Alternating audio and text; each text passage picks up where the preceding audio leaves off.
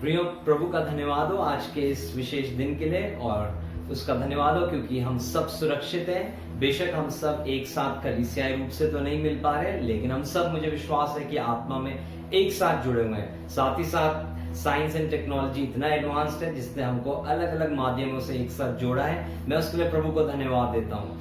आज की शाम बात करने के लिए आपके साथ मेरे पास एक विशेष थॉट जो प्रभु ने मुझे दिया, या एक विशेष वचन जो प्रभु ने दिया, मैं आपके साथ जो बांटना चाहता हूँ वो फिलिपियों की पुस्तक में पाया जाता है। लेकिन उससे पहले कि मैं अपने थॉट में जाऊं या उस वचन को मैं पढ़ूं, मैं उससे पहले आपसे एक सवाल पूछना चाहता हूं। वो सवाल ये है कि क्या हम हमेशा परमेश्वर में आनंदित रह सकते हैं? या मैं अगर इसको इस प्रकार से कहूं, क्या पॉसिबल है कि हम हमेशा अपने चेहरे पे एक प्रकार का मुस्कुराहट का मखौटा ओढ़ करके चलते रहे लोगों के बीच में? या पॉसिबल है कि हम सबसे मिलते जुलते रहे, हंसते रहे, लेकिन अंदर ही अंदर हम खालीपन को महसूस कर रहे हैं? इस तरीके से कई सवाल है, और आज की शाम जो मैं बोलना चाहता हूं या आपके संग बांटना चाहता हूं वो एक ऐसा टॉपिक है जो हो सकता है आप में से कई ऐसा सोच रहे हो कि ये टॉपिक ऐसे समय में जब चारों ओर पूरे संसार भर में ऐसी प्रॉब्लम्स, ऐसी पैंडेमिक, ऐसी मरी फैली हुई है, ऐसे समय में कितना रेलेवेंट है। लेकिन मैं आपको बताना चाहता हूं कि ये जो वचन है जो प्रभु ने मेरे हृदय में डाला, ये वचन बहुत ही इंपॉर्टेंट है, जो पाया जाता है फिलिपियों की पत्री उसके 4 अध्याय और उसकी 4वीं आयत में। मुझे विश्वास है कि हम में से कईयों को ये मुंह जुबानी रटा होगा और हमने बचपन से ही इस आयत को पढ़ा होगा। नहीं तो आप लोग अपनी बाइबलों को पलट सकते हैं फिलिपियों की पत्री की तरफ, और वहां पे इस प्रकार से लिखा है, परमेश्वर में सदा आनंदित रहो। और मैं फिर कहता हूं, सदा आनंदित रहो। पौलुस जो है वो फिलिपियों की पत्री लिखता है और फिलिपियों की कलीसिया को कहता है, परमेश्वर में सदा आनंदित रहो। अब वही सवाल को मैं दोबारा आपसे पूछना चाहता हूं, क्या पॉसिबल है, क्या ये हो सकता है कि हम हर समय परमेश्वर में आनंदित रहें? क्या ये पॉसिबल है कि हम हर समय अपने चेहरों पे एक मुस्कुराहट को लेकर के चले, या हम अपने चेहरों पे बहुत ही अच्छी सी एक स्माइल रख लें और हम लोगों से मिले, लेकिन हमारा अंदर का जीवन बिल्कुल ही खाली है? ऐसे कई सवाल हैं जो आप अपने माइंड में सोच रहे होंगे, लेकिन उस सब सवालों के बीच में पौलुस एक छोटी सी आयत कहता है जहां पे इस प्रकार से लिखा है कि परमेश्वर में सदा आनंदित रहो। एक व्यक्ति है मैक्स लुकाडो नाम से, जो कि एक बहुत बड़े ऑथर हैं, किताबें लिखते हैं वो, और उन्होंने एक किताब लिखी जिसका नाम था एंशियस फॉर नथिंग, किसी भी बात की चिंता मत करो। और उस किताब में मैक्स लुकाडो बहुत ही सुंदर तरीके से प्रभु यीशु मसीह के क्रूज की जर्नी को, उसकी जो क्रूज की यात्रा है उसको दिखाते हैं, और उसमें ये लिखते हैं, उसमें इस तरीके से उसका वर्णन करते हैं कि प्रभु यीशु मसीह जब अपने क्रूज की यात्रा पे था तो उसने क्या क्या यातनाएं नहीं सही, मार खाई, कोड़े खाए, बहुत कुछ परेशानियों से होकर गुजरा, लेकिन हर एक चीज में उसने अपने आप को, या उसने अपना धैर्य नहीं खोया और अपने आप को बहुत ही शांत रूप से प्रकट किया। प्रयोग उसका एक रीजन उसमें दिया गया उस किताब के अंदर, और वो इस प्रकार से लिखता है कि वो तभी पॉसिबल था, वो इसलिए हो सका प्रभु यीशु मसीह के द्वारा, वो इस वजह से क्योंकि प्रभु का आनंद जो था वो हर समय प्रभु यीशु मसीह के अंदर बसा हुआ था, और वो हर समय परमेश्वर में आनंदित थे। इस वजह से वो हर एक चीज को, पूरी जो क्रूज की कथा है, पूरी जो क्रूज की कहानी है, उसको बहुत ही शांति या शांत स्वभाव से ग्रहण करके चलते जा रहे थे। और वही थॉट मैं आपके साथ आज की शाम बांटना चाहता हूं कि क्या हम परमेश्वर में आनंदित रह सकते हैं?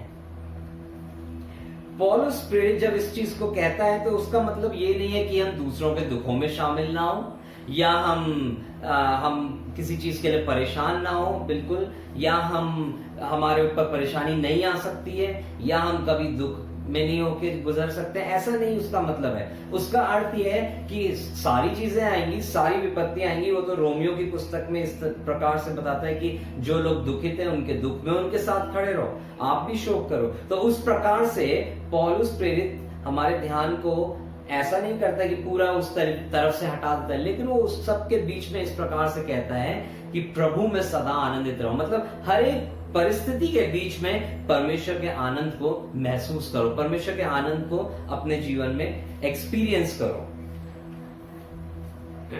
और इससे पहले की फिलिपियों की पत्री वो लिखता है, उससे पहले गलतियों की पत्री में पौलुस प्रेरित जो है वो आत्मा के फलों के बारे में बात करता है, और उसमें से एक फल के बारे में बात करता है जो कि है आनंद। इसका मतलब जो ये फल है आनंद, वो पौलुस प्रेरित खाली ऐसा नहीं कि एक ही पत्री में उसका वर्णन करता है कि जी ये एक आत्मा का फल है तो हर एक व्यक्ति के अंदर लगता है, नहीं, वो उसको पर्सनली एक्सपीरियंस करता है फिलिपियों की पत्री में, और इस वजह से वो 4:4 में कहता है कि प्रभु में सदा आनंदित रहो, राइट। और हर एक जगह जहां जहां पौलुस प्रेरित दुख से होकर के गुजरता है, हर एक तरफ वो अपनी पीड़ा को भी बताता है, लेकिन उसके साथ साथ परमेश्वर के आनंद को भी वो प्रदर्शित करता है। हमें पता है कि पूरी हमें कहानी पता है, अगर हम बैकग्राउंड में जाएंगे तो उसकी काफी डिटेल है कि किस प्रकार से जब वो फिलिपियों की पत्री लिखता है तो वो रोमी तहखाने में बंद है और वहां से वो बैठ करके पत्र लिख रहा है, तो उस तहखाने की पीड़ा सब कुछ उसके ऊपर है, और उसका टेंशन है, डिप्रेशन है, आप क्या क्या उसको वर्ड्स दे सकते हैं, शब्द दे सकते हैं, लेकिन उस सब के बीच में भी वो कहता है कि परमेश्वर में सदा आनंदित रहो। अब मैं इसको इस प्रकार से कहना चाहता हूं, आज की एटमॉस्फेयर के बीच में, आज की समस्याओं के बीच में, आज के चैलेंजेस के बीच में, स्पेशली जब हम ऐसे पैंडेमिक से, ऐसी बीमारी से, ऐसे परेशानी से होकर के गुजर रहे हैं, हमारा पूरा संसार उससे होकर के गुजर रहा है, क्या उस समय ये सवाल पूछना उचित है कि क्या हम परमेश्वर में आनंदित हो सकते हैं? ये हम अपने आप से सवाल पूछें, क्या मैं परमेश्वर में ऐसे समय में भी आनंदित हो सकता हूं जब बाहर हर चीज नेगेटिव है, हर चीज चैलेंजिंग है, हर चीज बिल्कुल अनसेटिस्फैक्ट्री है, जो हमें शांति नहीं दे सकती। कोई ऐसी खबर नहीं है टीवी में, अखबार में जहां कहीं शांति की खबर हो, लेकिन हर एक चीज के बीच में क्या परमेश्वर के आनंद को हम अपने जीवन में आज देख सकते हैं? क्या हम उसको महसूस कर सकते हैं? प्रियो, मैंने उसको 3 भाग में बांटा है और मैं आपके साथ आज की शाम बांटना चाहता हूं, हमें क्यों परमेश्वर में आनंदित होने की आवश्यकता है। ये जरूर है कि हम परमेश्वर में आनंदित रहें, ये जरूर है कि हम जो प्रभु ने हमारे जीवन में किया है उसके लिए धन्यवादी हो और उसके एवज में हम आनंदित रहें, लेकिन उसके साथ साथ मैं आपका ध्यान ले जाना चाहता हूं, ये क्यों अनिवार्य है कि हम परमेश्वर में आनंदित रहें। Why must we rejoice in the Lord? Why must we rejoice in the Lord? हम क्यों प्रभु में आनंदित रहें? बहुत ही कॉमन सी वर्ड्स है, या आप कहेंगे बहुत ही जाना पहचाना पद है जो कि पाया जाता है नहमयाह नबी की पुस्तक उसका 8 अध्याय में। वहां इस प्रकार से नहमयाह कहता है, परमेश्वर का आनंद जो है वो मेरा बल है। The Joy of the Lord is my strength. और अगर उसके पीछे का हम बैकग्राउंड देखें, पूरी पृष्ठभूमि देखें कि नहमयाह को परमेश्वर ने सेलेक्ट किया या इलेक्ट किया कि वो यरूशलेम की दीवार को तैयार कर सके, और जब वो इस निर्माण कार्य में लगा रहता है उसके बीच में उसको बहुत ज्यादा ऑपोजिशन को फेस करना पड़ता है। हमें नहीं पता और कितने चैलेंजेस होंगे उसके साथ साथ। आज हम जैसे हम कहते हैं कि जी बिल्डिंग मटेरियल नहीं मिला, ये नहीं हुआ, राजमिस्त्री नहीं मिले, ये नहीं मिले, लेबर नहीं मिली, बहुत कुछ है, तो हमें नहीं पता कि और क्या क्या उसके संग प्रैक्टिकल प्रॉब्लम्स थी। लेकिन उसके बीच में एक प्रॉब्लम वहां बताई जाती है कि उसके अगेंस्ट में कई लोग वहां पे खड़े हो गए और वो लोग उसका मजाक एक तरह से बनाते गए, लेकिन उसके बावजूद भी नहमयाह जो था वो अपने काम के साथ डटा रहा, और आखिरी में 8वें अध्याय की 10वीं आयत में वो कहता है कि परमेश्वर का आनंद मेरा बल है। क्यों? क्योंकि उसने परमेश्वर के आनंद को उस सब के बीच में महसूस किया, इस वजह से वो सारे कार्य को पूरा कर पाया, और उसके बाद सारा इज़राइल उसके साथ मिल करके परमेश्वर की महिमा करते हैं, और उस महिमा में वो कहता है कि उसका आनंद हमारा बल है। आज की शाम मैं आपको बताना चाहता हूं कि यदि हम परमेश्वर में आनंदित हैं, यदि हम परमेश्वर के आनंद को अपने जीवन में महसूस करना चाहते हैं या हम कर रहे हैं, तो हम जाने कि परमेश्वर का आनंद जो है वो हमारे लिए बल है। यशायाह नबी की पुस्तक उसके 40 अध्याय में वहां पे इस प्रकार से लिखा है कि हम परमेश्वर के बल को प्राप्त करेंगे और हम उकाबों की नाई उठते जाएंगे, हम चलेंगे थकेंगे नहीं, दौड़ेंगे थकेंगे नहीं। इस प्रकार से यशायाह नबी उसमें बताता है। क्यों? क्योंकि परमेश्वर का आनंद जो है वो हमारे साथ साथ बना है। आज की शाम क्या प्रभु का आनंद हमारे जीवन में बरकरार है? Why must we rejoice in the Lord? हमें क्यों परमेश्वर में आनंदित होने की जरूरत है? दूसरी चीज जो पाई जाती है फिलिपियंस के 4 अध्याय और उसकी 19 आयत में, फिलिपियंस 4:19, वहां बहुत सुंदर तरीके से पौलुस प्रेरित लिखता है कि परमेश्वर मेरी सारी जरूरतों को पूरा करता है। Lord supplies all my needs. प्रियो, पौलुस जेल में बंद है, रोम में बंद है, रोम की जेल में बंद है, लेकिन वहां पर भी परमेश्वर अद्भुत रीति से फिलिपियों की कलीसिया को इस्तेमाल करता है उसकी जरूरतों को पूरा करने के लिए।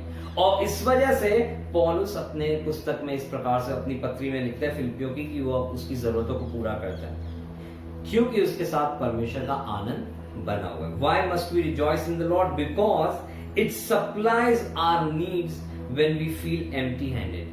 क्योंकि वो हमारी जरूरतों को पूरी करता है जब हम बिल्कुल खाली हाथ हो जाते हैं, जब हम सोचते हैं कि हमारे पास अब कुछ है ही नहीं। उस समय में परमेश्वर हमारी जरूरतों को पूरी करता है। हो सकता है वो जरूरत आर्थिक हो सकता है वो जरूरत हमारी हेल्थ से रिलेटेड हो सकता है वो जरूरत हमारे आत्मिक जीवन से रिलेटेड हो, उन सब को परमेश्वर पूरी करता है। क्यों? क्योंकि परमेश्वर का आनंद हमारे साथ बना रहता है। इस वजह से मैंने कहा कि we must rejoice in the lord, कि हमें परमेश्वर में आनंदित होने की जरूरत है क्योंकि वो हमारी जरूरतों को पूरा करता है। मुझे याद आता है एक भाई ने अभी रिसेंटली 2 दिन पहले मुझे कॉल करके अपनी टेस्टमनी शेयर करी। उसने बोला, उससे मैंने पूछा कि आपके पास सब कुछ है ऐसे बुरे वक्त में, खाने पीने का सामान और ये वो गांव में रहता है एक भाई। उसने मुझे जवाब दिया कि कुछ नहीं है मेरे पास, बस थोड़ी सी सब्जी हम लोग अपने खेत में उगाते हैं, वही खाते हैं, हमें कुछ और नहीं चाहिए, हम उसमें खुश हैं। मतलब उसकी वजह खुशी थी वो इस प्रकार से थी कि हमारे पास शायद कुछ भी नहीं है, लेकिन जो कुछ हमारे पास है हमारे खेत में, हम उसी में इतना संतुष्ट हैं क्योंकि परमेश्वर का आनंद हमारे हृदय में बसा हुआ है। इसलिए जरूरत है कि हम परमेश्वर के आनंद को और ज्यादा करीबी से अपने जीवन में महसूस कर सकें। और तीसरी चीज जो मैं आपके संग बांटना चाहता हूं, why we must rejoice in the Lord, हमें क्यों परमेश्वर में आनंदित होना है? क्योंकि वो हमारे को एक ऐसा संतोष, राइट, एक ऐसा संतोष जनक चरित्र प्रदान करता है जिसमें हमारी आशा बनी रहती है। It grants us an attitude of contentment and hope. वो एक ऐसी संतोषजनक चरित्र को हमारे जीवन में डाल देता है। जब उसका आनंद हमारे जीवन में होता है तो उसका संतोष, उसका पीस जो है वो भी हमारे जीवन में बना रहता है। भजन संहिता उसके 5 और 11 आयत में इस प्रकार से लिखा है कि परमेश्वर जो है वो हमारा शरण स्थान है। क्योंकि हमारा आनंद परमेश्वर में है, इस वजह से परमेश्वर जो है वो हमारा शरण स्थान है। आज की शाम प्रियो मैं आपसे फिर से कहना चाहूंगा, क्या हमने परमेश्वर के आनंद को अपने जीवन में गहराई से महसूस किया है? हो सकता है समस्या कैसी भी हो सकता है, समस्या बिल्कुल विपरीत हो, जो हमारी सोच से हट करके, हमारी उम्मीदों से बिल्कुल ही हट करके, ऐसी जिसको हम सोचते हो कि पता नहीं क्या होगा आगे, फ्यूचर क्या है, इस तरीके से शायद सारी खबरें भी इस प्रकार से कि क्या फ्यूचर है। लेकिन उस सब के बीच में भी मैं आपको बताना चाहता हूं कि परमेश्वर का आनंद हमारे लिए बहुत है, राइट। परमेश्वर का आनंद हमारे लिए बहुत है। इसलिए पौलुस प्रेरित अपनी पत्री में फिर से कहता है कि प्रभु में सदा आनंदित रहो, और मैं फिर तुमसे कहता हूं प्रभु में आनंदित रहो। मेरे प्रियो, मैं कहना चाहूंगा कि हम सब प्रभु के आनंद में बने रहें और हम सब प्रभु के साथ साथ चलते रहें, और ताकि जब हम उसके साथ चलते हैं हम उसके आनंद को अपने जीवन में महसूस करें। प्रभु आप सबको इस वचन के द्वारा बहुत आशीष दें। आइए हम प्रार्थना करें। पिता परमेश्वर, हम धन्यवाद करते हैं आपकी आशीष बरकतों के लिए। विशेष प्यारे खुदा, जो वचन आज के दिन में बांटा गया, प्यारे परमेश्वर की हम प्रभु में सदा आनंदित रहें, और पौलुस जिस तरह कहता है हम प्यारे खुदा उस आनंद को अपने जीवन में महसूस करें, क्योंकि हमारा आनंद सांसारिक चीजों में नहीं, दुनिया की चीजों में निहित नहीं है, लेकिन परमेश्वर के वचन के द्वारा, उसके वायदों के द्वारा प्यारे प्रधान, उस अनंत जीवन की आशीष है जो प्रभु यीशु मसीह में हमको मिली है। अनुग्रह कर एक एक परिवार को आशीषित कर, प्रभु यीशु के पवित्र नाम से मांगते हैं, आमीन। मैं चाहूंगा कि मैं एक अनाउंसमेंट जो खास है वो आपके साथ बांटूं, और वो अनाउंसमेंट कि इस इतवार को हम पाकशा करेंगे। आप में से सब लोग ध्यान से सुनिएगा, अपने अपने घर में आप पाकशा की मेज को तैयार कर लीजिए। मतलब एक कप में जूस और ब्रेड या रोटी जो भी है घर के लोगों के हिसाब से उतना आप तैयार कर लीजिए, और हम लोग मिल करके जो अगले संडे जो मैसेज होगा उसके बाद एक और एक्स्ट्रा वीडियो आपके पास होगा, और उस वीडियो को हम चलाएंगे और उसके बाद हम उस मेज में शरीक होंगे। सो आप लोग याद रखें कि सब कुछ तैयार रखें। ऐसा नहीं कि आप उसी समय जा रहे हैं उठने के लिए, पहले से सब कुछ तैयारी रखिएगा, ताकि जैसी मैसेज हो जाए उसके इमीडिएट बाद हम सब मिलकर के प्रभु भोज में शरीक हो सकें। सो उसकी तैयारी कर लीजिएगा। Thank you very much.